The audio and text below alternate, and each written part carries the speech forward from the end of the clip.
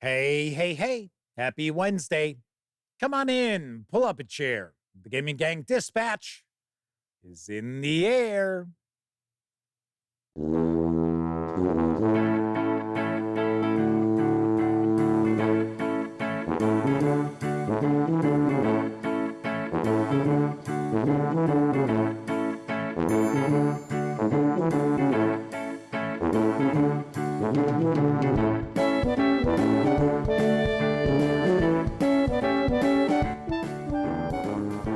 Howdy, gang, and welcome once again to the Duct Tape Studios. I'm Jeff McAleer, your host here at the Gaming Gang Dispatch, brought to you by, shockingly enough, thegaminggang.com, of which I happen to be the founder and editor-in-chief. And even more shockingly enough, all throughout the month of September, we are sponsored by Roll for Combat. I'll talk about our sponsors in just a little bit. But welcome aboard. Tonight is Wednesday, September 4th, 2024. This is live stream number 1095. If you're not overly familiar with the show, let me point out, super casual around here. We just hang out talking about the latest in tabletop gaming news. And then I will normally pontificate on a topic related to our hobby, which I shall be tonight, because I'm curious. I am going to ponder why it seems as if Dungeons and Dragons and Dungeons and Dragons content creators are now suddenly just punching bags for a lot of folks out there. And it's a disturbing trend. We're going to talk about it because there are a couple, maybe three reasons I think really driving this whole ball of negativity towards not only Dungeons and Dragons, but the people who make videos about it. We're going to talk about that tonight. Of course, when you're not watching videos on the Gaming Gang channel, be sure to visit gaminggang.com for all the latest in tabletop gaming news, reviews, and a whole lot more you are not going to find here on YouTube. You know the drill. Get your geek on at thegaminggang.com. Lastly, because this is a live show, there is chat available. Now, that chat's not on screen. It's one of the ways I keep some of the more unusual commenters at bay. And you must be a subscriber to the channel for at least 10 minutes. That's another way I keep some of the more unusual commenters at bay. But if you check both those boxes, you want to say howdy, maybe get a question, comment, by all means, chime in. I will do my absolute best to respond. First out the gate tonight is our good friend, the Madman. Yes, we missed him last night, and I guess it turns out he was doing his fantasy football draft. I used to play a lot of fantasy football. I have not played fantasy football in 3 years. But now I actually bet on the NFL. So, I get my football fix that way. I was actually pretty good at fantasy baseball and fantasy football. Yep. Anyway, Tessie Trekkie's also with us, as is Keithul, Jose Fernandez, Typical DM's Mini Chest, Lenny Blade, Semper Buffo, Wallona's Cave, Kathy Evans, Gleam 1 RX, Chris Lundgren. I think I've said everybody who's in chat right now. I think so. Oh, and I guess I should say hello to Chris's cockatiel buddy. There you go. John Mascola just popped on in as well. And I will take a wild guess that the lovely and talented Miss Sarah D is lurking in the shadows as yet another of our chat moderators, except her band hammer has a lot of glitter on it. So if you get kabonged with it from El Kabong, hold on there a minute, Baba Louie. I'll do the thinning around here. If you get kabonged, then you're going to be covered in glitter, and that's never going to come out. Unusual commenter, I should say, is with us. Damn, they slipped through our defenses.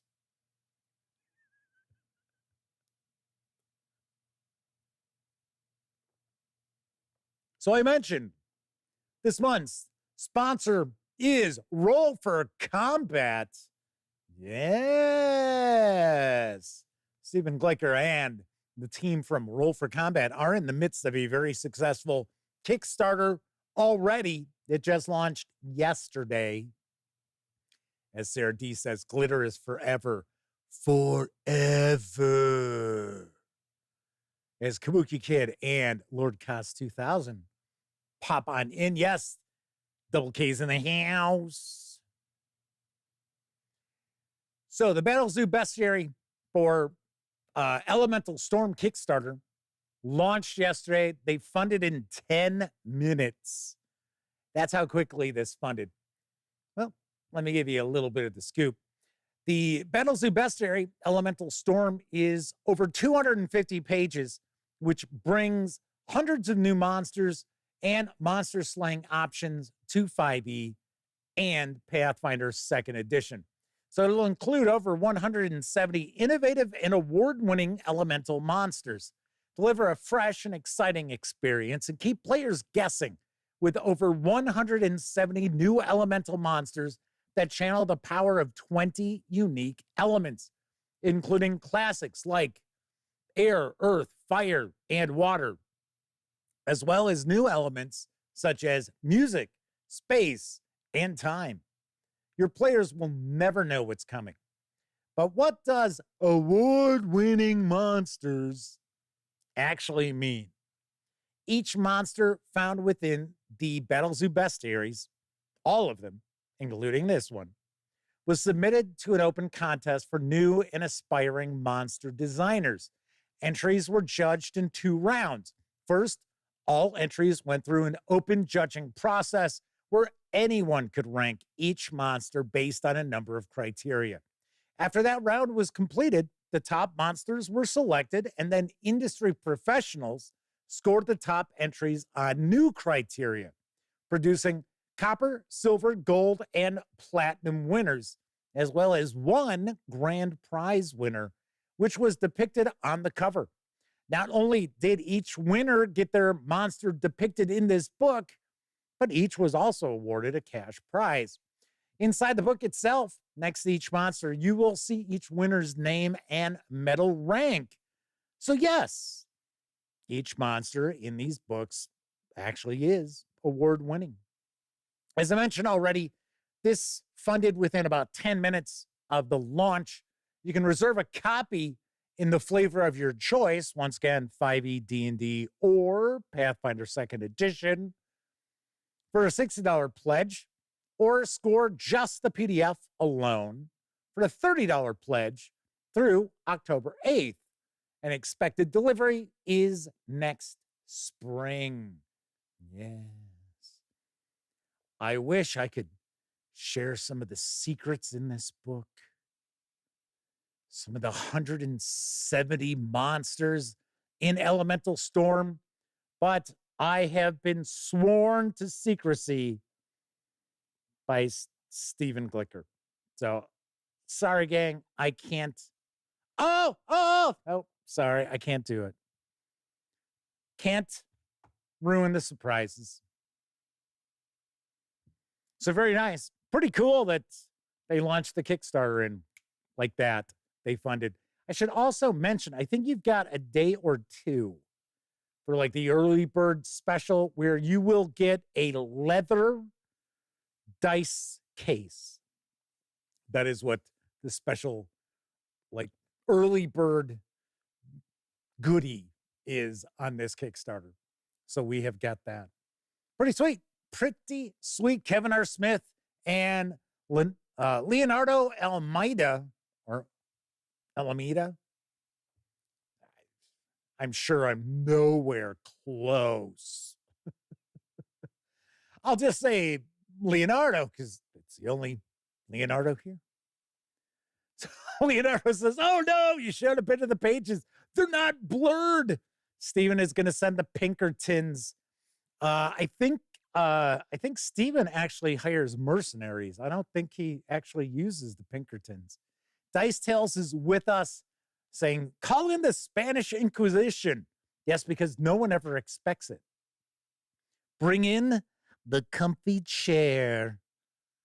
It's my favorite. And then the elderly woman sits in it and she's like, oh, this is wonderful. Oh. Sean O'Donnell's also with us in chat. Kevin R. Smith says a pirated PDF of those 2 pages will soon be available online. That's right. You'll be able to go to 7chan, 4chan, what have you, one of the chans. Is it 8chan? I forget which one they shut down. Yeah, as I pointed out before, if you're going to swim in a toilet, be prepared to bump up against shit. Right? Those chans. The soft cushions, as Kabuki Kid points out. Very nice.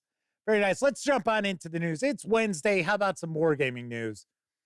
Because Italy 43 is up on the GMT Games P500 pre-order list. Here's what I know. Italy 43 is a 2-player game depicting the U.S. Fifth Army's advance from Naples to the Gustav Line in 1943. The game, picking up where Salerno 43 left off, covers a time period from October 2nd to December 31st, 1943. Initially, the Allied advance moved quickly, with the Fifth Army crossing the Volturno River on October 13th. But from then on, the Germans began to fight a stubborn delay action as they slowly withdrew to their prepared defense lines, the Barbaro Line and the Gustav Line. For the next 2.5 months, the Allies advanced slowly north, fighting for practically every village and mountaintop to even reach the Gustav Line. It was a grueling campaign known for the battles of San Pietro Infini, Monte Lungo, and Monte Camino. Italy 43 uses the exact same map and unit scale as Salerno 43 and Normandy 44. Italy 43 uses the same game system used in Salerno 43 with some modifications and rule improvements. Italy 43 includes 4 scenarios across the Volturno, the Barbaro Line, the Mignano Gap, and the full campaign game. As in other games, other 19XX games, the rules include zone of control, bonds, determined defense, extended movement, and a straightforward combat result table. New rules include construction of defensive lines, mountain units, and 2 new attack options, prepared offenses and sustained attacks. Players will find the game and order of battle extremely useful in understanding what happened in this campaign. It allows players to experience and understand how a depleted German army was able to slow, then stop the Fifth Army at the Gustav Line. Italy 43 has made the cut. I do believe it's got over 1,000 orders to this point. It is for 1 or 2 players. It's really 2 players, but they usually throw in some solitaire rules for you. It's for ages 14 and up, plays in 2 or more hours. It's going to depend on the scenario. Right now, you can pre-order it for $38. That's it's a pretty small price tag there. It'll eventually carry an MSRP of $55.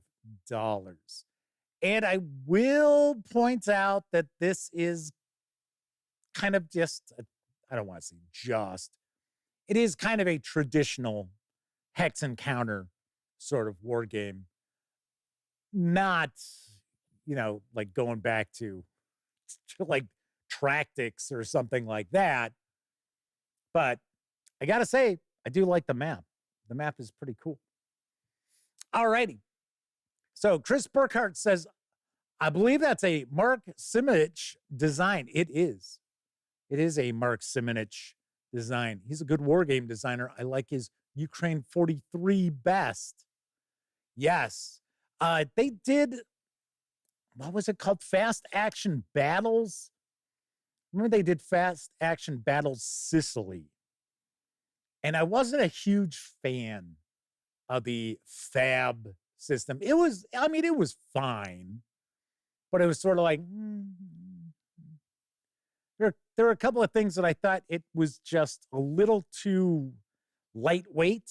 And then there were other things where it was like, okay, so I think there's a little too much focus on that. Sean O'Donnell says 1D6 Chan took over for 1D4 Chan. Yeah, wasn't there a Chan site that was all about just role-playing games? I don't know. I do not know. All righty. So, Flaming Heron's popped on into chat. He is the third of our 3 chat moderators. So all of our chat moderators are with us tonight. So,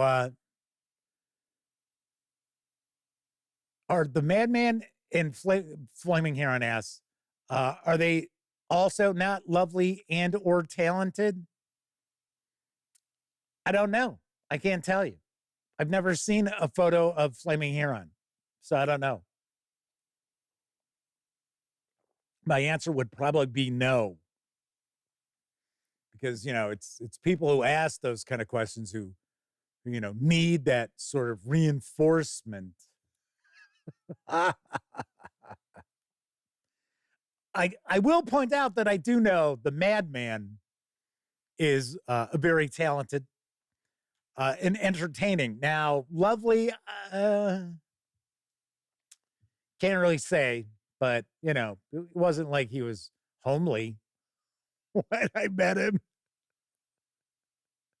Wasn't like we cowered in fear.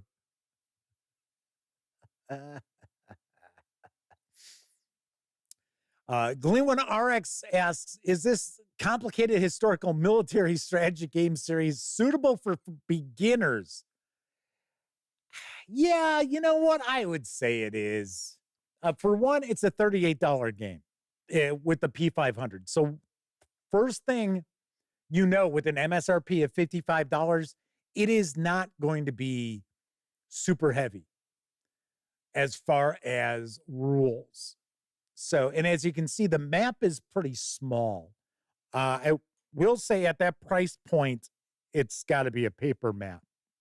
So, so there you go. The Madman says, I did not have enough beer for the Madman to be lovely. There wouldn't be enough beer in that bar or other liquor. So just gotta say. Kabuki Kid says Flaming Heron and the Madman have lovely personalities, at least. Well, there you go. Very nice. Very nice.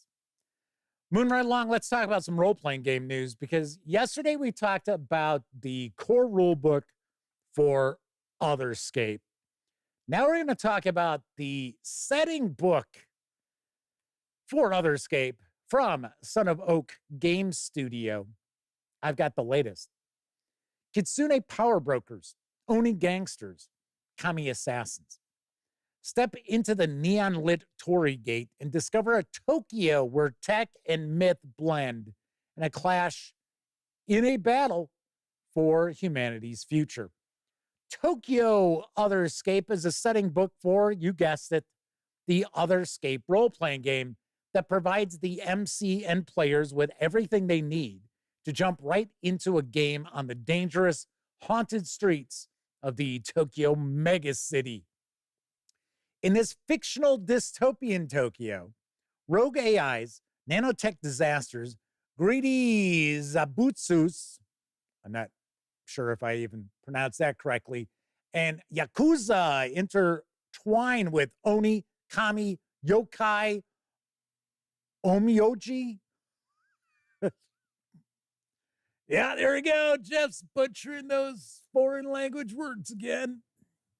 I know I got yokai correct. And other supernatural beings of Japanese legend. So what's in this book? Well, you've got Tokyo Megacity, setting information including trends, locations, organizations, a guide to the local mythoi, unique tech, language glossary. Yeah, I'll need a pronunciation guide too. And more. Then we have Bushi Life. New player options with dozens. My gosh, now I can't even speak English. New player options with dozens of new theme kits and specials for playing Tokyo Megacity characters, such as the Otaku Neo Samurai, a wasteland-dwelling Yamabushi, or a Kitsune power broker, as well as a rich Tokyo street catalog of weapons, augmentations, drones, and magical sources. It's got a yokai database, a database of yokai with 60 ready-to-use challenges and power sets from the megacity, focusing on supernatural beings prowling the streets, integrated into cyberspace, and operating in the criminal underworld, as well as non-yokai adversaries. Key players, 10 fleshed-out factions and subcultures for your player characters to fight, negotiate with, or join, including a sun-powered Taiyo solar tech, the age-old Bureau of Onmyoi, and magic-wielding Yakuza clans, the Oni motorcycle gangs, and more. Each faction has its own challenges, theme kits, and catalog. There's also the Jobs Bulletin, a collection of jobs, adventures, with 5 short jobs set in iconic Tokyo megacity locations. High-tech dream therapy clinic, cyberspace bullet train, nanotech disaster ruins, yokai-infested flooded tunnels, and a gang-run bathhouse, as well as a full-length job, A Bridge Too Far. And no, it's not World War II related, where your crew will be pitted against otherworldly forces and faced with a transcendental transhumanist dilemma that could impact the future of the entire megacity. This 320-page hardcover normally carries an MSRP of $44.95. You can order it right now on sale. I don't know how long this sale will go. For $39.95, which will also score you the PDF immediately. Or grab just the PDF alone over at Drive-Thru RPG for $29.95. The hardcover is expected to ship in November. I've got to say, we took a peek at the Metro Otherscape yesterday, which is the core book. Now this is the setting book, and I think there's going to be other settings. I'm not positive, but I think so, because otherwise you'd have thought they'd have combined the core rule book and the setting book together. This looks awesome. This really does. The artwork looks fantastic. So very nice, very nice. I especially like that image right there. I would like to go to Tokyo. Well, I'd like to go to Japan one day. Curious. I have heard, my brother has been there because, you know, my brother has worked for airlines for decades. And he has told me it is very unusual as a Westerner. Yes. Moving right along. Currently up for crowdfunding for Ludospherik is the Mythic Plus edition of Barbarians of Lemuria. And here's the skinny. Barbarians of Lemuria, or BOL, is a heroic role-playing game set firmly in the sword and sorcery genre. Lemuria is a post-apocalyptic world of thousands of years into the future and unrecognizable to anyone today. It is returned to an almost prehistoric state, a land of steaming jungles, vast untamed wildernesses, horror-filled swamplands, and sun-baked deserts. Massive man-eating beasts roam the unexplored regions of Lemuria and beyond, from island-sized sea serpents capable of sinking war galleys to the huge jungle-dwelling dinosaurs that can swallow a man whole. Central to this harsh world are sprawling cities that teem with merchants, craftsmen, sailors, and cut purses. All types of people ply their trades in the squares, plazas, bazaars, and docksides under the shadows of the city walls. Great palaces, temples, and towers have been built to house nobles, soldiers, priests, and wizards who safeguard those within the city walls from the dangers without. Scattered around the untamed regions are the ancient ruins of temples, cities, tombs, and palaces. These haunted structures lie toppled and cracked, choked with weeds and undergrowth, untouched and awaiting discovery. Vast treasures perhaps remain within their shadowed halls and silent corridors. It is a place of saga and legend, epic and myth. Harangarth, the Blade Bearer, and his descendants created many of these sagas by their deeds and adventures. However, Lemuria is a mighty continent, and there are plenty more adventures to be had and legends to be created. Barbarians of Lemuria is a rules-light role-playing game, simple but elegant. All you need are 2 six-sided dice that allows for freedom of action and encourages free interpretation by the players so that they can live epic adventures. It is easy to get started and will quickly win over both beginners and experienced players alike. Barbarians of Lemuria should be fast and heroic, full of action, sorcery, and swordplay. To emulate this, a simple set of rules is needed so the game does not bog down in unnecessary detail. There was a Kickstarter video I would have shared with you, but the music got me a flag for copyrights. So I shall not be sharing that, sadly enough. The Kickstarter for Barbarians of Lemuria Mythic Plus Edition is fully funded. You can reserve a copy of the 232-page softcover book with PDF for a pledge of approximately $45, or score just the PDF alone for a pledge of approximately $12 through September 18th. Expected delivery of the PDF is actually in October, and the softcover is planned to follow in December. So this is finished. This is done. This is ready to go to the printer. And as far as I understand, this is a very popular role-playing game in France. So I think there's actually already a second edition, or I should say it's the Mythic Plus edition, because there's been a few editions of this role-playing game. I think the Mythic Plus edition is already out in French. This is going to be the print run for an English language edition. Gotta say, this looks pretty good. And I have heard people say that BOL is a pretty solid game. So kind of cool. Kind of cool. There's some discussion about Australia. So the Madman's mentioning that their son is heading to Australia in a couple of weeks. And then Tokyo in a couple of years. Must be nice. Must be nice. So, Madman's talking about snipe hunts. Yes, the famous snipe hunts. On to our next news piece. Now available in print and PDF from author Nick L.S. Whelan is Sanctimonious Slimes versus Expired Epicures.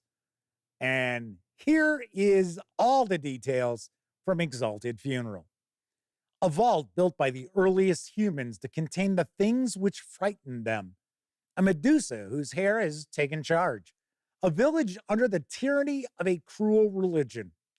A congregation of slime creatures who know they're better than everyone else. And a group of dead people who just want to have a good time. Enter the dungeon. Sanctimonious Slimes versus Expired Epicures is a dungeon delve written by Nick L.S. Whelan and illustrated by Maury Bird and Samantha Miller. It's brimming with dynamic factions and weird magic, laid out for ease of use at the table and tuned to produce maximum shenanigans. Next person, I will pistol whip the next person to say shenanigans. Within, you'll find 6 factions, including the NU-affected Medusa, holier-than-thou slimes, and hedonistic skeletons. 30 bizarre rooms, including the Infinity Forest, the Augmentoria, and the Moldering Boudoir.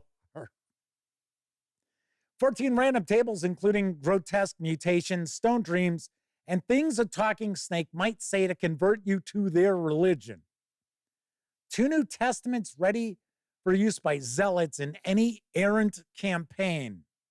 An environment where magic is unstable and death is not what it seems. SSVEE is designed for use with the errant role-playing game, but is broadly compatible with your classic fantasy role-playing game of choice. The 26-page zine carries an MSRP of $12 over at Exalted Funeral. If you want to just grab the PDF alone, you can do so over at Drive-Thru RPG for $8. Gotta say, this looked kind of funny. So I thought, well, yeah, I'll share the news about it because it looks kind of odd. Sounds kind of fun. Kabuki Kid says, that is one insane title. Yes, it is kind of a strange title, I must say. Most certainly. Peaceful Porcupine is popping on in. Unusual Commenter says, hey, Farva, what's the name of that restaurant you like with all the goofy shit on the walls and the mozzarella sticks? That is a classic film.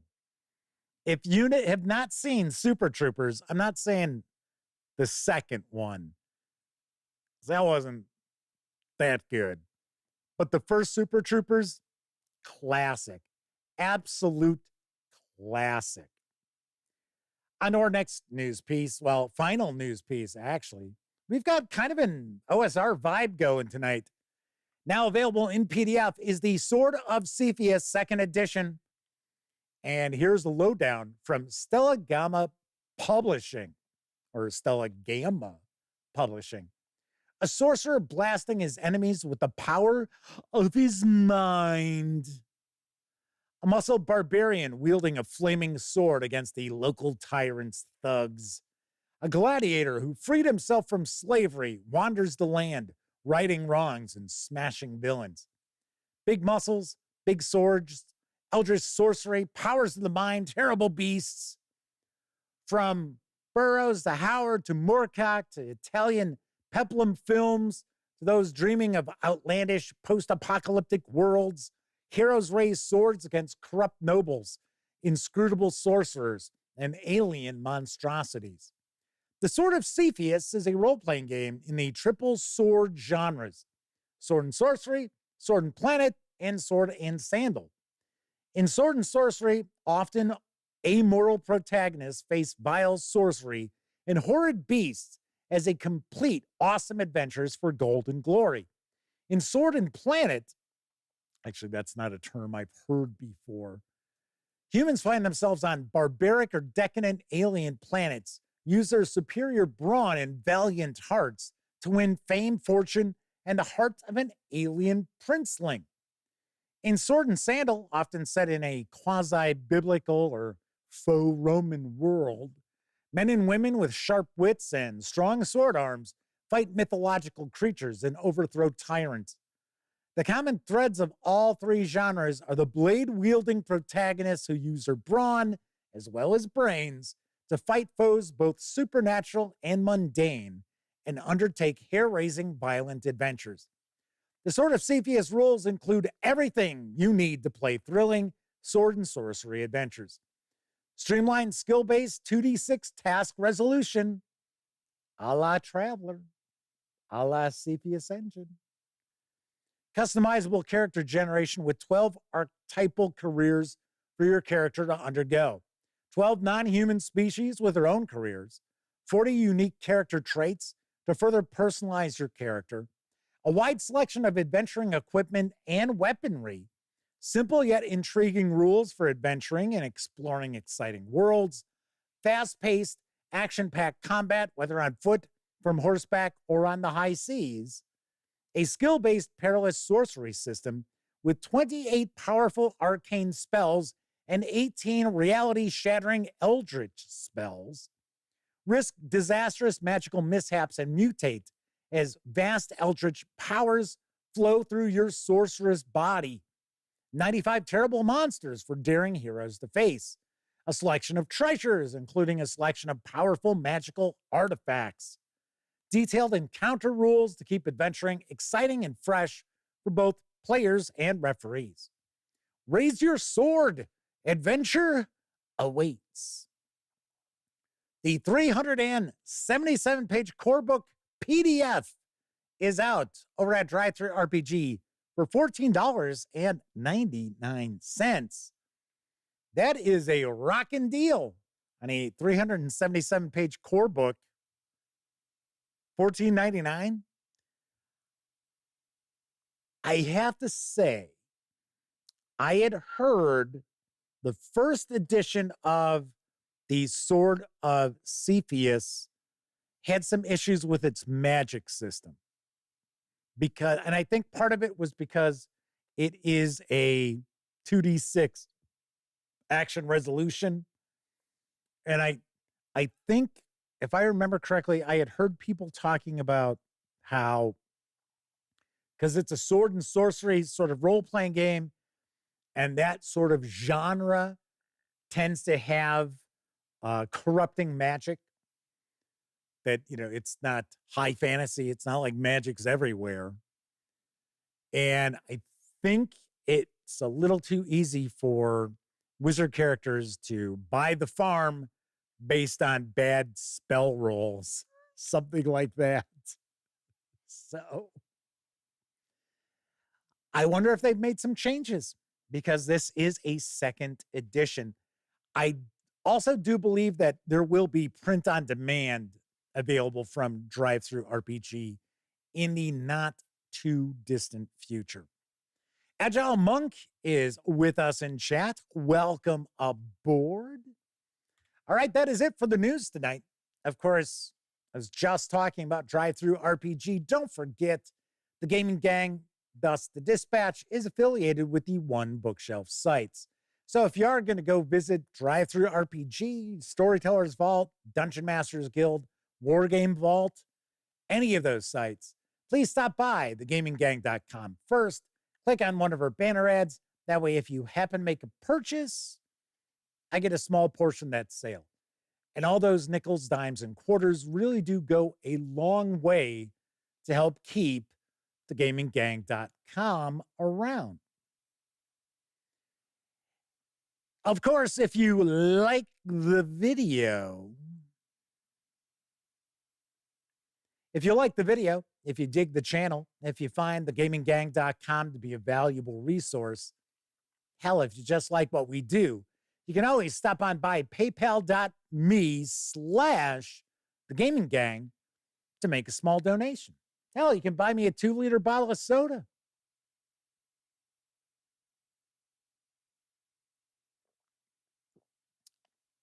Wunderbar. And there are some folks out there who stop by paypal.me/thegaminggang and make not small donations, such as the Madman and Kevin King and Agile Monk and Joshua Edwards. Thank you very kindly. It is much appreciated. In fact, I appreciate anybody utilizing the banner ads or going to paypal.me/gaminggang. And I should also point out, if you can't financially, support the Gaming Gang, that's okay. That's fine. There's no problem with that. Tell a friend about the website. Tell a friend about the channel. Tell them about the live shows 3 times a week. Spread the word. That helps as well. I should also ask, if folks have an opportunity, please stop by thegaminggang.com and take a peek at some articles here and there, some of the reviews that Sammy has done for like Pathfinder stuff and for Soulbound from Cubicle 7 Games. Drop a comment here and there, because strangely enough, we pull in lots of visitors. We pull in over 1 million unique visitors a year to the gaminggang.com. In fact, I think we are on pace for 2024 to be about 1.5, 1.6 million unique visitors. Hardly anybody ever leaves comments. It's like, okay. It's kind of weird. It's kind of weird. All righty then. So we're going to be talking about how it seems as if Dungeons and Dragons and Dungeons and Dragons content creators have become just these absolute punching bags for people out there. We're going to talk about that in just a bit. There were a couple of things that I did want to mention before we jump into that. I don't know if I'm going to be going to Gamehole Con in October. Got press passes, booked a hotel. Elliot can't go. So it was going to be Elliot and I. So I thought, well, okay, maybe I'll see if my nephew Cameron wants to go. But it looks as if that's because my brother and my sister-in-law and my niece and nephew go Halloween camping every year. They go to this campsite that has Halloween-related stuff. Yes, my sister-in-law, her favorite holiday is Halloween. I don't know too many people whose favorite holiday is Halloween. Maybe the Madmans. Most people's favorite holiday is, Christmas, Hanukkah, Thanksgiving. So anyway, so it doesn't look like he'll be able to go either. And I gotta be honest, I mean, I was really looking forward to going up there because it's only a 2-hour drive. So it's up in Madison, Wisconsin. And it looked like there's a lot of cool stuff going on. And it looks like it's a pretty good size convention. But I don't want to go solo. I don't want to fly solo and have to drag a tripod around to do interviews and stuff. Yeah. I don't know. Leonardo says they don't leave comments because they love talking in chat. Well, we're talking the website. We're not talking here on YouTube. Sarah D says their mother's favorite holiday was Halloween. She was special. The Madman says, yes, of course, Halloween is their favorite holiday. Yes. Anyway, I also pointed out yesterday that October is going to be old school October. I received a couple of items that we'll be diving on into. So I have got the Populated Hexes Monthly Volume 2. This is the second year. This is the second year book. So I've got that. And then I also have the second volume of the BX Advanced Bestiary. I shared a review of the first volume of this. And this is for Old School Essentials. This is kind of also Old School Essentials, but you can use it with any retro clone, really. It's not an issue at all. Agile Monk says their wife's favorite holiday is Halloween, along with the majority of her family. Wow. Coco B is with us. Said, did you say it's only 57 days to Halloween? It's my favorite holiday. No, I didn't say how many days away it is. Agile Monk says, it's crazy as I am not a Halloween guy. Halloween's fine. I used to dress up in costume and go hang out at the bar with friends or, whoever I was dating. Although my fiance at the time did not like Halloween. I mean, she like despised Halloween. She'd dress up in a costume, but she did not like it. And I was like, give me a break. So what? She didn't like it because kids would egg her car all the time. I don't know why. I never had my car egged on Halloween. Don't know. I don't know. All righty then. So we're going to dive on into tonight's topic. But first, I think it's time. Yes, I really do think it's time for a brief intermission. Although this intermission is almost 5 minutes long. I mentioned this last night. It's intermission time, folks. Time out for a delicious snack in our sparkling refreshment building. Every item a fresh, appetizing taste treat. And now meet the star of our show. Symbol of a treat that quality made famous. America's most famous ice cream treat. Eskimo pie. Creamy, delicious ice cream made even more exciting with smooth, rich chocolate coating. And wearing the label of quality, known the world over. Eskimo pie, the treat you know is tops because it carries its pledge of quality right on the back of the bag. Be sure you save the bags for valuable premiums. Get famous Eskimo pie at our refreshment stand now. It's America's anytime taste treat. Finest ice cream, finest chocolate. It's delicious.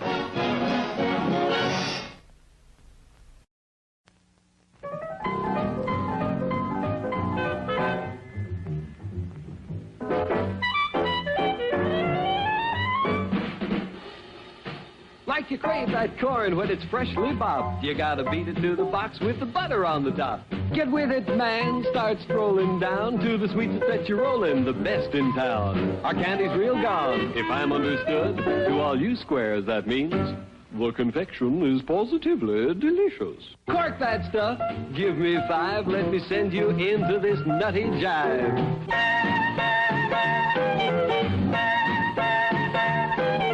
Go, man, go! It ain't very far. Shake it on down to this cool snack bar. Come on, Jill, give us a treat. A friendly pepper-upper with a tasty beat. Drink Dr. Pepper, Dr. Pepper, 'cause it never lets you down. Frosty, man, frosty. Ladies and gentlemen, in concert, Prince.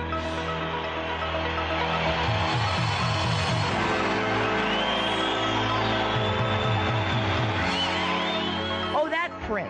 Well, what do you mean in concert? In concert with your Prince spaghetti sauce, world-class pasta, and all-natural sauce from Prince, the original. You getting on the Wilkins coffee bandwagon? Never. No! You either go with Wilkins or you just don't go.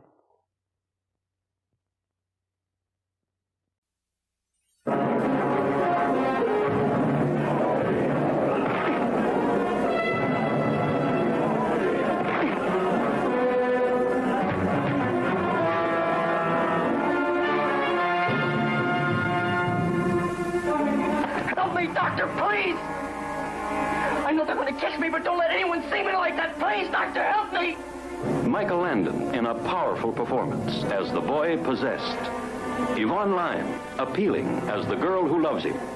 Whit Bissell, unforgettable as the scientist maddened by the mystery of the werewolf. And Tony Marshall, a tough, friendly enemy.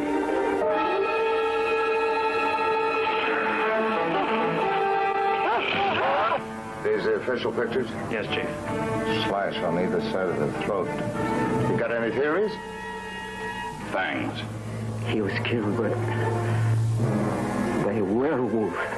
Panic penetrates every home when this strange, unknown killer hits town, taking hold of the teenage crowd, coloring their practical jokes with hysterical humor that'll make you fall flat on your face with horror. No. Remember how wonderful it was when you sprang and suddenly dug in with your fangs, a soft throat, the gush of warm blood? No! No! Nothing you've ever seen has such blood-chilling savagery. Nothing you've ever conceived packs such a spine-tingling jolt. This high school boy, a teenage werewolf, a constant threat of claw-ripping attack to everyone, to the brave and the beautiful.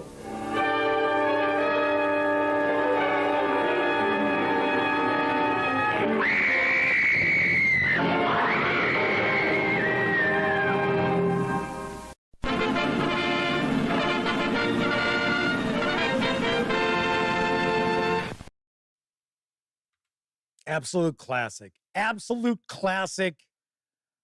Bad film. I like Kabuki Kid said the Foley work in this is a riot.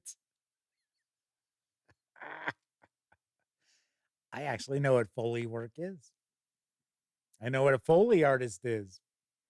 In fact, I actually had an opportunity to do Foley work when I went to the American Film Institute in Hollywood. It was kind of cool. It was kind of cool.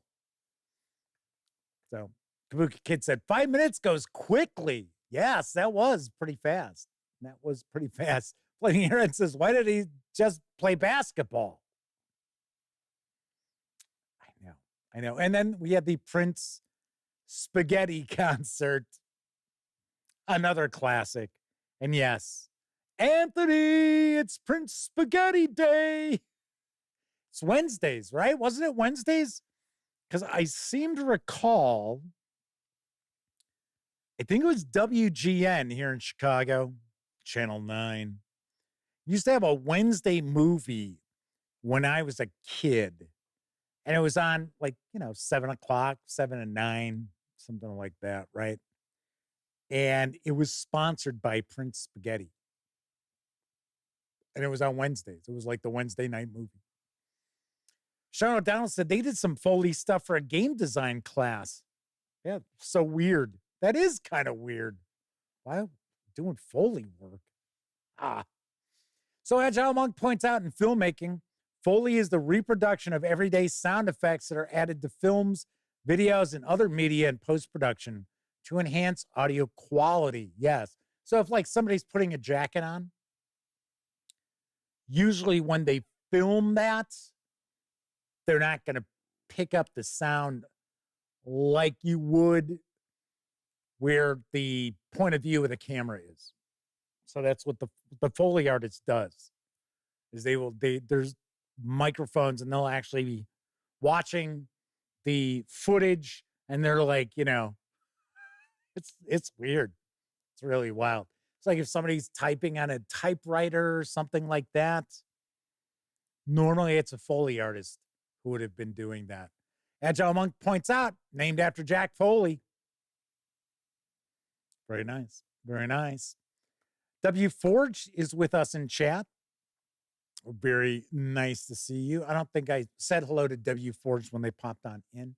All right, so tonight we're going to talk about a disturbing trend, at least in my opinion. Glenwin RX says, Indiana Jones punching noises were the best. I actually really liked the gunfire in Raiders of the Lost Ark, because when I saw it, it was really loud. And it was unlike gunshots you had heard in other movies up to that point. So, yes. So, No Linquisitor is with us. Says a Foley job is not placing bananas in exhaust pipes. Only in Hollywood. Only in Hollywood, which is where most Foley work is done.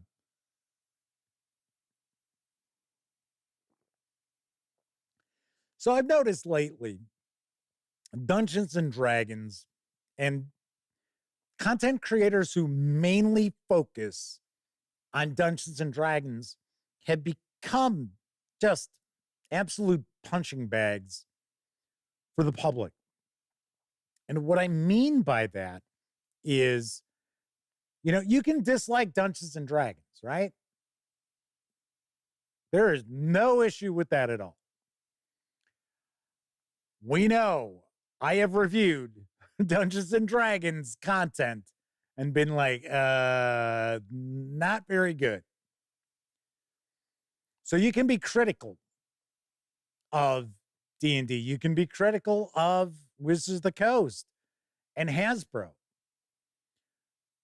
But we've gotten to the point where it's not just being critical, it's personal. Everything has to be personal as far as people's dislike of Dungeons and Dragons. And I find this to be really weird. And it's kind of everything. It's not only D&D, right? So this is something that it plagues us nowadays. And I apologize. My language might get a little salty. But it really bugs me when I see people get like so bent out of shape about things that don't matter at all. I know people got all up in arms about the Acolyte series that was on Disney Plus. I didn't watch it. I can't tell you anything about it. But I know there were a lot of Star Wars fans who were just going bonkers about it, and Disney canceled it like right away. I think they aired the last episode, and a week or two later, they said, well, yeah, we're canceling it. That won't be back. And it was getting fairly decent reviews, I guess. But we have so many cranks who are part of our hobby that it's very disheartening. And I can understand why newcomers who would be interested in joining this hobby have second thoughts about coming on board when they see oddball shit. So as an example, Ginny D, who I do not watch her content. I don't know her.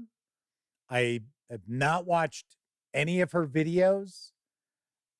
Just, I've talked about this before. I don't watch really any other content creators out there. Every once in a while, I will check out a video from Grant and Alexander from the Player's Aid. But it's more to see what they're up to as opposed to, what they're covering. And of course, I'll watch some Seth Skorkowski when I have an opportunity. Although I haven't watched Seth's stuff in a while. But I mean, when I have some free time that I can devote to, doing something other than, working on the website or shooting video or, taking care of my dad and things like that, I will, on occasion, try to check out some content creators, but it's usually just, the people I would watch anyway. So I have absolutely nothing against Ginny D. So she shared a video, which I will be honest, I would think she is savvy enough to know that her video was going to ruffle feathers and that she was going to take a lot of shit. So she shared a video saying, and the title was something along the lines of, I ran a $5,000 D&D game and had a panic attack. And then the thumbnail of it, if I remember correctly, it's like a castle and then a shot of her kind of looking down in the dumps, kind of, right?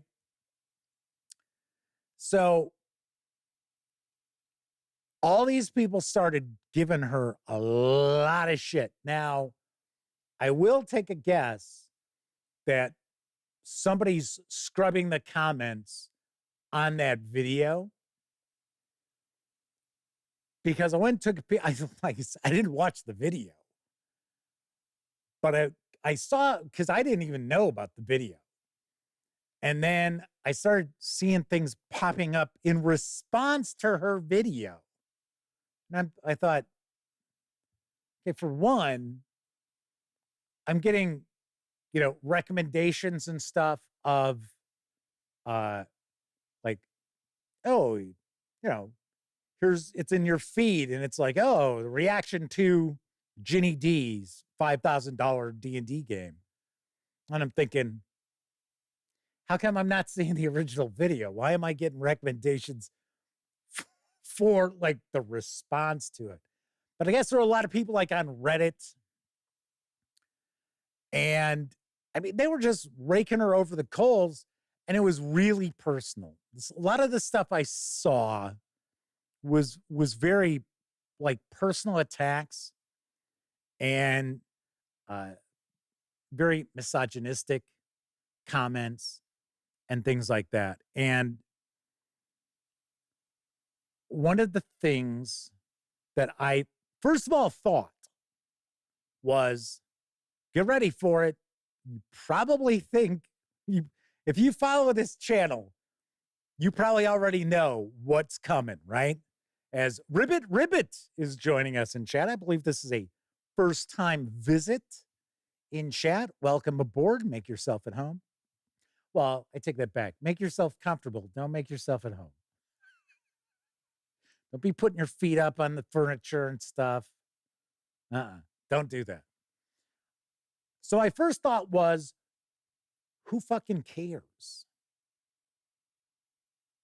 It's like, okay, Ginny D put out a video saying she had a $5,000 D&D game and she had a panic attack. Okay, fine. What's the issue? I'm sure a lot of people, I guarantee that the vast majority of people had a comment about it, never even watched the video. Like me, right? I didn't watch the video. But I'm sure a lot of the people who were responding with all this vitriol, all this piss and vinegar, was because it's like, oh, she's making $5,000 to run a D&D game. What the hell? But I thought she goes on like locations and stuff.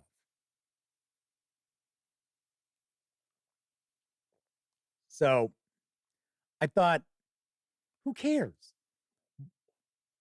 Why does somebody have to be like, oh, okay, now I got to go down and get in front of the camera so I can respond to her video? Was it a video that was asking for responses? I would guess no.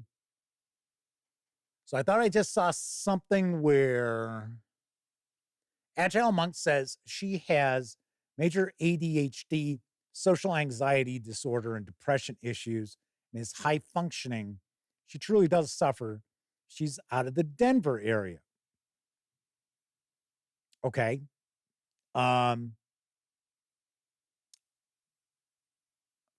That's a shame. That's too bad. I don't understand. I don't want to get off on a tangent on something else.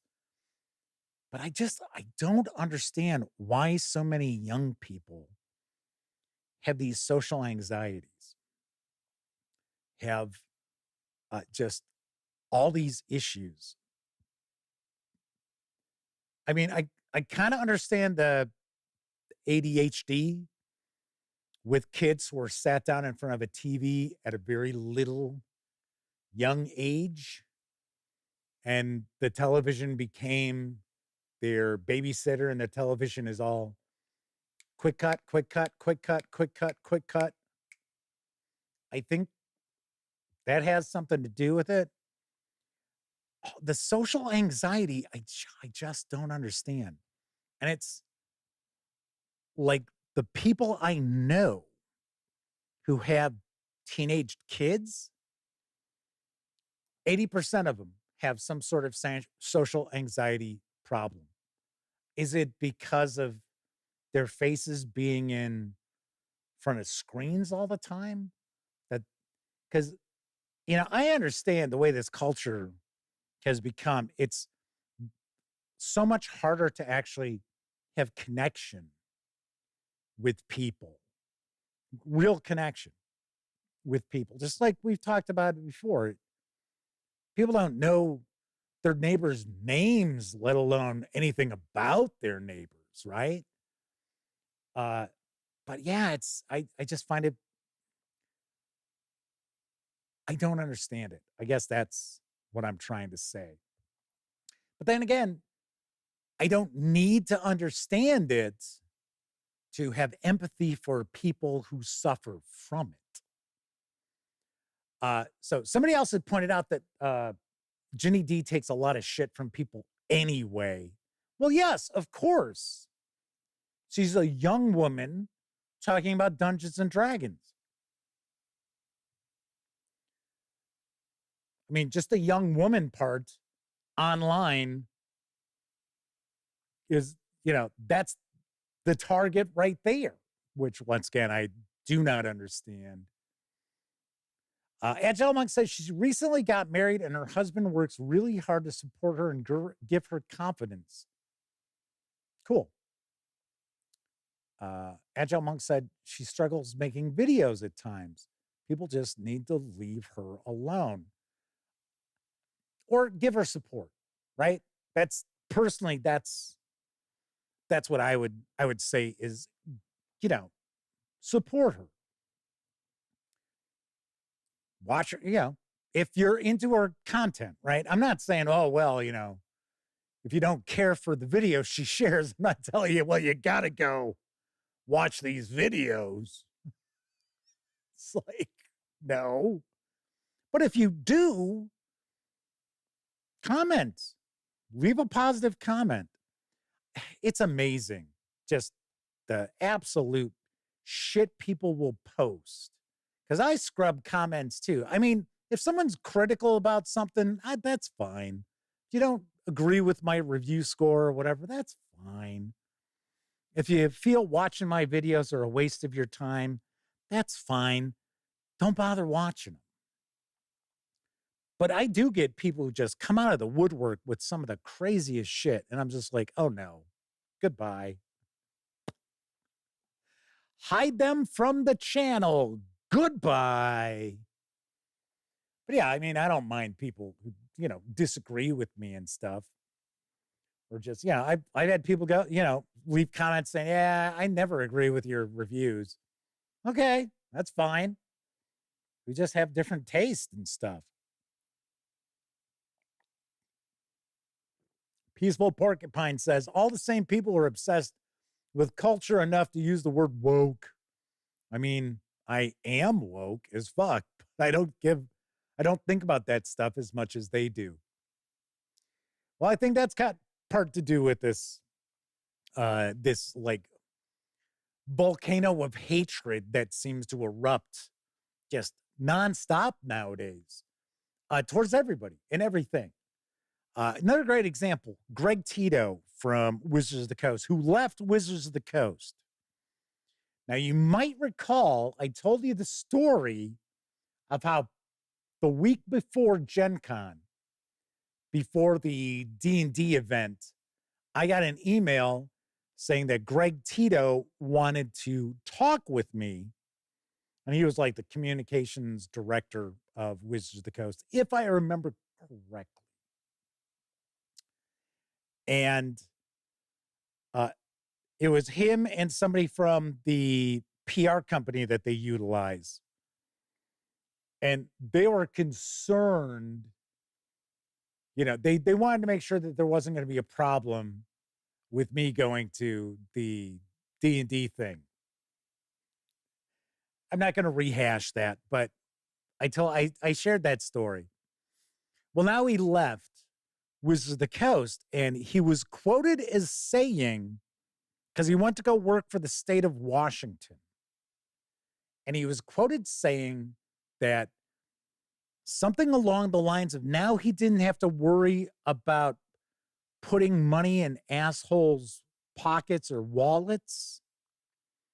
And right away, all these people jump online and they're talking about how he's talking shit about Wizards of the Coast. And oh, that just goes to show you how terrible it must be to work at Wizards of the Coast. Dirty Dwarf is popping into chat. Welcome. I believe it's another first-time visit. Glad you've discovered the channel. Hope you hang out and watch. Who else just popped on in? Oh, Michael Burrell. Good to see you, Michael. Michael says, I think people are behaving worse online and say things online they would never say to someone's face. Because, you know, if they did, bam. Although, strangely enough, I do see people say shit to someone else's face that you wouldn't have heard come out of somebody's mouth 10 years ago. So a lot more fisticuffs break out, probably. So Michael Burrell says, it feels very real to the person getting the abuse. Myself personally, and it's probably because I'm old and I have been around a lot of blocks and I have relatively thick skin. And the reality is, I don't really give a shit what people think of me. It's just being honest. I mean, if all of a sudden everybody was like, Jeff, you suck, we hate you, and it was all like, you know, because I've had people comment, you should kill yourself. It's like, yeah, okay. You think that comment's going to be floating around that video for very much longer? But once again, I don't give a shit. It's like, oh no, all my self-worth is based on some nameless drive-by moron. Yeah, I'm so sure. So anyway, so all these people were jumping online to say, oh, Greg Tito saying, yeah, fuck you, Wizards of the Coast. You guys all suck. And it's like, no, if you think about it, he's probably talking about shareholders. That now he doesn't have to work for a company that's all concerned with their shareholders and, you know, put money in their pockets. Not the assholes working at Wizards of the Coast. But once again, right away, everybody just jumped right on top of that. And we're like, number one, ripping on Greg Tito for whatever reason. It's like, the dude doesn't even work at Wizards of the Coast anymore. But then they were also ripping on Dungeons and Dragons and Wizards of the Coast. Like I started off this topic, I said, you can be critical. I am too. I would like to see Dungeons and Dragons be successful and be good and be pretty much open to anybody. But there are a lot of issues with D&D. Part of it being, and I've said this before, it's because they have so few people who actually work full-time on Dungeons and Dragons, and they use all of these freelancers. When you've got 50 freelancers working on a book that's 220 pages long, you are not going to have much uniformity throughout that book, and you're going to have just everything feel like very hodgepodge slapped together, which is how a vast majority of the D&D stuff nowadays comes across. Tim Johnson's with us in chat. Good to see you, Tim. Welcome aboard. So, as I mentioned, I think there are a couple of reasons why we see all this piss and vinegar being sprayed on all things Dungeons and Dragons. And we see a lot of it with YouTube videos. Like I said, I thought it was the weirdest thing that all of a sudden I'm getting these response videos to Ginny D's $5,000 D&D game, but I didn't have the actual video recommended. And I've got no issue with somebody making money as a game master, as dungeon master. We have talked about this before. I think it's kind of silly when somebody's like, oh, I'm a professional dungeon master. Okay. It's like, all right, okay. Because you get paid for it. I mean, if somebody earns a living and they pay their rent and they pay all their bills and they get some money and put it in savings accounts by being a dungeon master, then yes, by God, you are a professional dungeon master. But just simply because you charge people to play in an online game or an in-person game, I don't think that really makes you a professional dungeon master. But that's neither here nor there. And if somebody does want to call themselves a professional dungeon master, I'm not going to sit there and give them a hard time about it. I'm just going to go, okay, cool. How much? How much do you charge? Right? So I think part of it is that Dungeons and Dragons is the big player on the block, so they've got a big target on their back. And there are a lot of clicks to be had by people who are pissed off and upset that 5.5 Dungeons and Dragons is not first edition AD&D. That's like, oh no, this is not the game that I grew up with. This is now something else. And they are pissed about it. They're upset about it, which we've talked about this kind of stuff before. You do not own the IP, right? People get mad about, oh, I can't believe they did that with this comic book character. I'm so fucking pissed off. It's like, well, you know what? You don't own it. It's not yours. They can change it all they want. Role-playing games, there's no one stopping anybody from playing Advanced Dungeons and Dragons all they want. But there are a lot of folks out there who are my age and older who are just upset that essentially 5th edition Dungeons and Dragons has left them behind or moved on from them. I think that's a better way of putting it. And they like to take it out at every opportunity that they can. And rather than just admit that, hey, they're upset because they don't feel like they're part of the party anymore, they'll just come up with any old thing to whinge about and then latch on to it.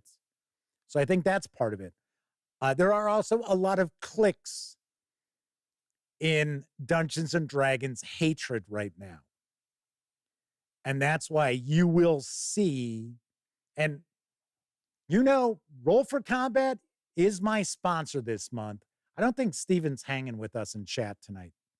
And I consider Steven to be a pal. But Steven does deal in clickbait titles. Not that he like spews hatred. I'm not saying that. And he admits it. He'll say, oh, yes. So like today, he had Kelsey Dion on his live stream. I did not have an opportunity to watch. I was going to try to pop in just so I could say hello to her. But I didn't have an opportunity to. And if I remember correctly, I think the title of the video was, is Shadow Dark the Dungeons and Dragons killer? Something along those lines. I swear, if I remember correctly, it is D&D killer. And everybody knows the answer to that is no. I mean, Shadow Dark's really good. I reviewed it. If I remember correctly, I give it like a 9 out of 10. I thought it was really well done for what it is. I don't think it's the end-all, be-all OSR role-playing game. I think it's really exceptional as far as if you want to take people who play 5e D&D and introduce them to like an old school mindset of play, because there are so many modern mechanics to it, right? So Kevin R. Smith says, is Shadow Dark the real D&D killer? So that was the title today. And obviously enough, that's clickbait. And speaking of someone else who has taken loads of shit from people, it's Kelsey Dion. For what? Like, people were like, oh, she paid Ben Milton to review her game. I think that was the only person she actually paid. And she paid Ben Milton over at Questing Beast because that's what you have to do, I guess, for Ben to review your release. I got no issue with that as long as that's made up front, made clear to you as a viewer. What's the beef? I don't get it. And if it wasn't made clear to you as a viewer, it's not her fault. But people are like, oh, everybody's talking about Shadow Dark and she just paid all this money to get people to talk about it and blah, blah, blah. And you know goddamn well, if she were a man, wouldn't have heard 90% of that. 90% of the people who were all up in arms about, Shadow Dark, they hadn't even seen the game. But they were like, oh, it's crap. It's like people were talking about review bombing Acolyte. I don't get it. I don't understand. Agile Monk says Ben's very clear. He charges for reviews. It's like I'm very clear. If a company wants a Kickstarter video, I charge for that. And I tell you right up front. So,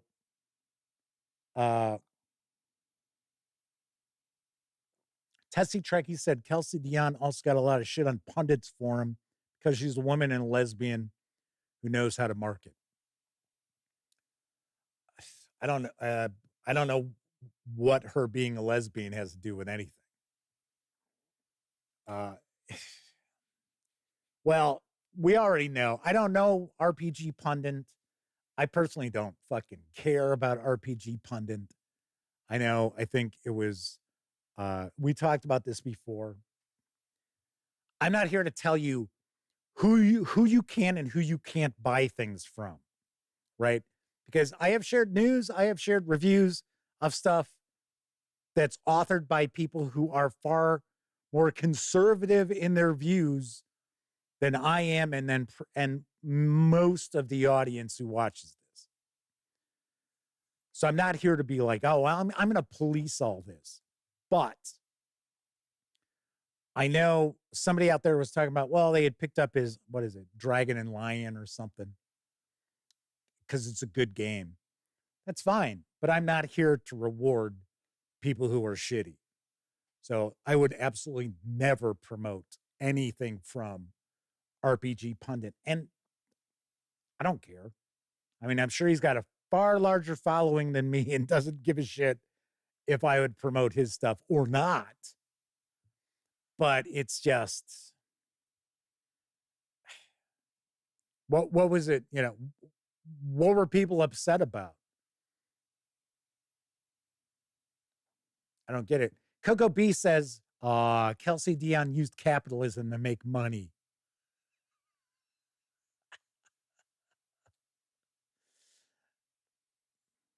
Yeah, right. Like, that's a problem here, right?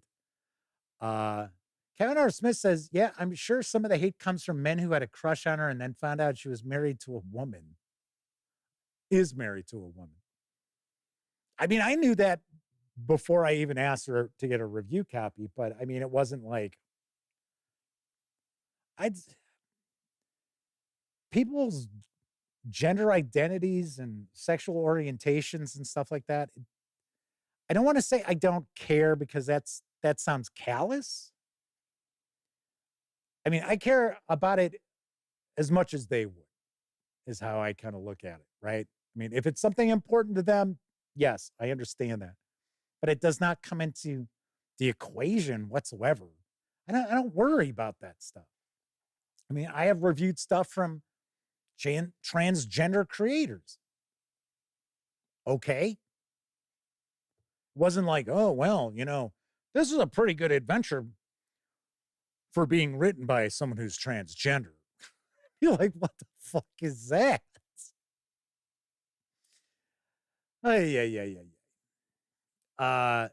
Chris Lundgren says the basic expert. I don't know who that is. Channel did a video on this topic a couple of days ago. He agrees with Jeff. He looked into the psychology of the matter. He was very balanced. Tim Johnson says it's just the old angry gatekeepers coming up with excuses. They're mad because something woke bad by my game instead. That was pretty good. That was pretty good. So yes, so one of the reasons is that I think a lot of the like YouTube videos are manufactured. It is mostly manufactured outrage, which we see way too much in this world now anyway. And it's done for the clicks. That it's essentially clickbait. Like I said, I thought it was unusual that I was getting recommendations to people's responses to that video as opposed to the actual video itself, which says a bit about YouTube as well. So I think, that is one of the reasons. And I think the second reason, and we will wrap up in just a little bit, because like I said, I started this off and said, I don't want to talk too long about this topic. I think the second reason is that there are a lot of people in this world now who are miserable. And there are a lot of folks out there who refuse to understand the reason for their misery is self-inflicted. That it's always someone else's fault. That it's not my fault. It's someone else's fault. It's the other. It's the illegal immigrant who's here that I have never seen an illegal immigrant in my life, but they are ruining my life because they've stolen the job washing dishes in the back of the house at the restaurant that I would never work in the first place, but they're ruining my life. It's the gay couple who's married down the street that I don't even speak to, ruining my life. It's this kind of shit that just permeates society now. And it is a sad statement on the world that we live in. This is supposed to be a hobby where everybody has a good time. We're supposed to gather together socially to have fun playing games. And then for me to sit there and on a daily basis, not only delete comments from my videos, which once again, like I said, I don't give a shit. I could have 20 people say, kill yourself, man. Why don't you kill yourself? And I'd be like, yeah, whatever. But it's to see that, all this just rancor just spewed at all these people in our hobby who the reality is, all in all, who cares? Fuck Kelsey Dion and Shadow Dark. I'm not going to buy it anyway. I would never play it. Okay, so what are you upset about? Oh, I fucking hate 5e D&D. What a bunch of shit. I never bought any of the 5e books. I don't play 5e. We still play second edition AD&D. Great. Enjoy yourself. Have a good time. Who gives a shit about 5e D&D then? Why do you care about something you don't play and you don't buy? You know, I review stuff. I'm given things to review, so I review them. On occasion, I actually purchase something to review. Or someone out there who likes the channel purchases something for me to review. It's like, you know, like Dungeons and Dragons. How often do you ever hear me like say something hateful directed towards anyone personally at Wizards of the Coast? Never. One time I said that the adventures had really sucked as of late. And if Jeremy Crawford, who is, you know, he's always like lead designer or whatever, project lead, I said, you know what? Well, if that's the case, then the buck stops with him. So he's got to go, right? But I wasn't like, oh, string that fucker up. No, I was like, if this is the guy who everything kind of floats down from, and these adventures and supplements are pretty crappy, then, you know, the buck's got to stop someplace. It's not, gnomes aren't creating the books. But I wasn't like, oh, dear. But yeah, it's, you know, just like the same thing. How many reviews probably for that Star Wars Acolyte were from people who didn't watch it, had no interest in watching it, and were just like, argh. So I love how people hated George Lucas until George Lucas sold Star Wars to Disney. And then all of a sudden it was like, oh, we wish George Lucas had Star Wars still. Really? Because you hated him before. You said he had ruined Star Wars. And now it's like, okay, so Disney ruined Star Wars. I thought it was already ruined. Can't have it both ways. Just cannot have it both ways. Well, once again, as John Miscola had pointed out, there are people who are miserable out there, and they just want to bring you into their sphere of misery however they can do it, because it makes their misery a little less to know that, hey, you know what? Now I'm not alone in my misery. I've brought you along for this wonderful ride too. I don't know. I do not know. Like I said, sorry statement, really. Ars Fabula is hanging with us and says, yeah, Acolyte was totally reviewed bombed. Yes, I know. That's why I had heard.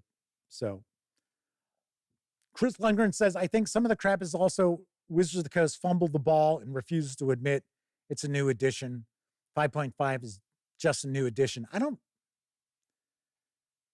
That's up to, if they want to say it's not a new edition, it's not that big a deal. We're not talking about people saying, oh, you know, Wizards of the Coast, it's a bunch of clowns, you know. So, I mean, that's a critique, right? Or it's like, you know, nobody knows what they're doing at Wizards of the Coast or to Hasbro or what have you. That's not what I'm talking about. I'm talking about people who are just hateful and make personal attacks. That is uncalled for. Kevin R. Smith says, a lot of people complaining about Disney are younger and grew up on the prequels. Ooh, that's a bad thing. I think more people of my generation feel their childhoods were already ruined by the prequels. Yes, I would agree with you. I remember going and seeing episode 1 and walking out of the theater with a buddy of mine. And I was like, I don't know what the fuck that was, but that was not Star Wars.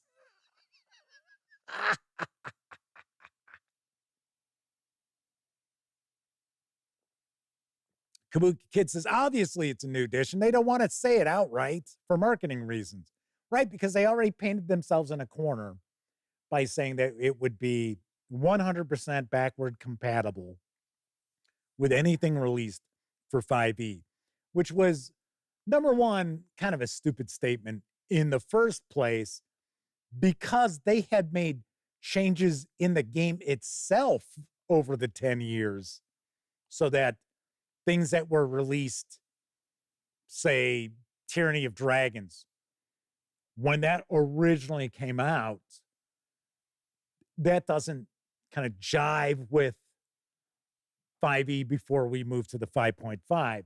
So, I mean, it was kind of a dumbass statement. But of course, they didn't want to have to deal with people saying, well, I don't want to buy a new edition. I spent all this money on 5e. And I understand that. I understand where people are coming from, saying, yeah, I bought all this stuff for 5e and now it's going to be useless. But then again, you got 10 years out of it. If you were a Games Workshop fan, you'd be like, what are you talking about? 10 years? That's 3 editions for Warhammer 40K. JD Sewell 3002 is with us trying to spoil Star Wars. Oh, I tell you.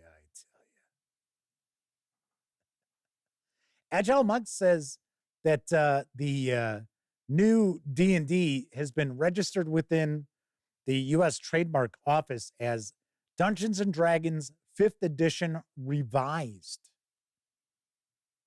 Yeah, okay. All righty. Okay, then. So that's our topic for tonight. Sadly, I don't have an answer, right? I don't know how to fix this. All I can say is I'm not that sort of person. So you don't see that sort of animosity from myself towards any publisher. Hell, there are publishers that I do not cover. You don't hear me say bad things about them. I just say, hey, I won't cover them. Right? Okay, on occasion, I will say negative things about Palladium, but it's not like it's not true, right? I tell you why I don't cover them. I don't sit there going, yeah, they should string this guy up, and why don't they burn this guy's house down?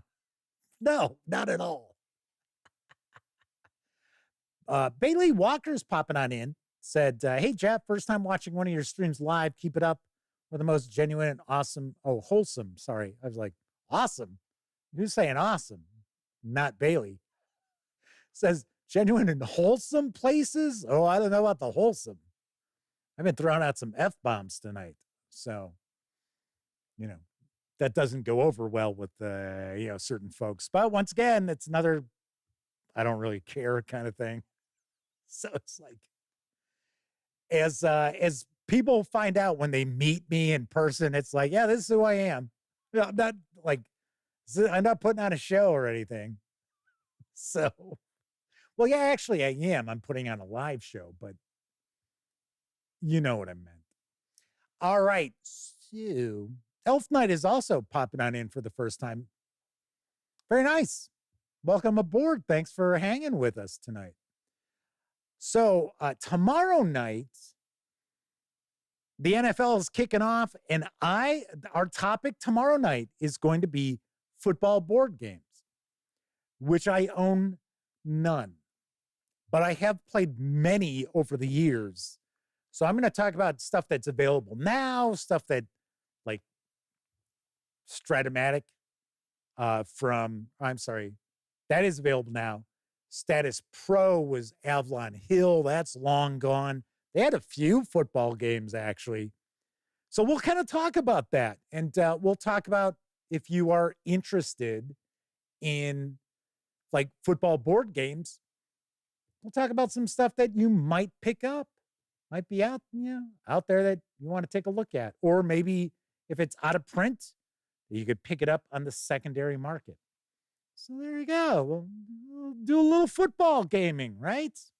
Sweet. I got to figure out if I want to bet the over or under on tomorrow night's game. I'm thinking under. The under was very good to me in prime time last year. So, yes.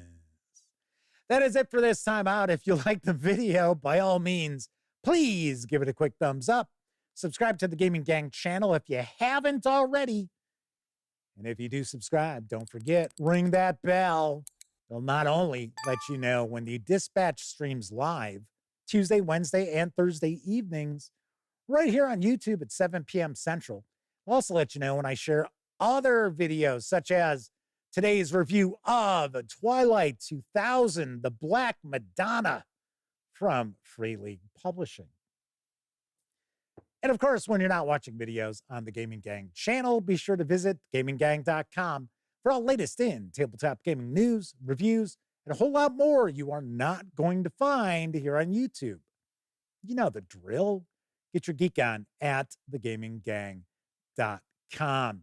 Once again, big thank you to this month's sponsor, Roll for Combat, and their Battlezoo Bestiary Elemental Storm Kickstarter, which funded in its first 10 minutes yesterday. Check that out. So if you're watching live, thank you very much. If you watched live and took part in chat, a bigger thank you, because not only are you keeping me company, you're also keeping each other company too. But of course, I know a lot of folks out there, they don't have an opportunity to watch live. Doesn't matter if you're watching live or on Memorex. Thank you kindly for watching any of the nearly 2,000 videos here on the Gaming Gang channel. I will be back tomorrow. Once again, I'm Jeff McAleer, and I certainly hope every single one of you gets to enjoy plenty of great gaming with your gang.